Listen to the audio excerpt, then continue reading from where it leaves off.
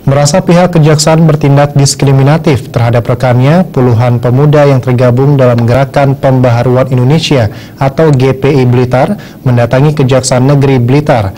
Massa menuntut agar pihak kejaksaan bertindak adil dalam menangani kasus penganiayaan terhadap rekan mereka.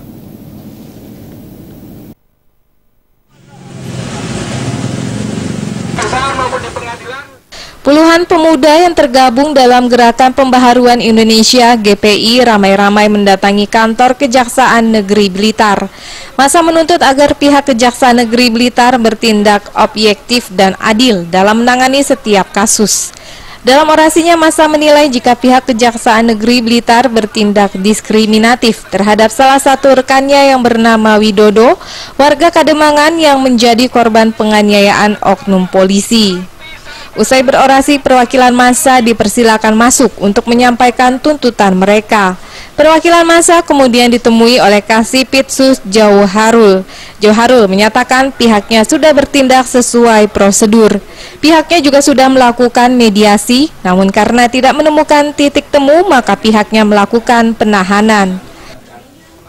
Maksud kami, kalau ada perdamaian di kedua belah pihak, kita itu enak. Sehingga kita bisa saja tidak melakukan penahanan kalau ada perdamaian.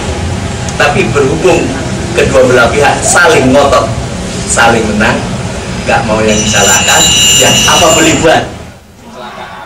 Koordinator aksi Joko Prasetyo mengatakan penganiayaan yang menimpa Widodo bermula dari masalah salah paham. Namun salah satu keluarga terdakwa yang juga oknum polisi juga ikut menganiaya korban. Namun justru pihak kejaksaan hanya menahan satu terdakwa. Korban itu dulu pernah dianiaya oleh keluarga terdakwa yang sekarang, Romli, tapi tidak ada penahanan. Tapi untuk kasus yang ketiga kalinya ini, korban ini ditahan.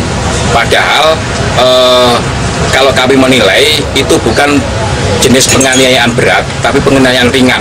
Tapi kenapa langsung ditahan? Usai menyampaikan tuntutannya, massa kemudian membubarkan diri dengan tertib. Dari Blitar, Jawa Timur, Khairul Abadi melaporkan.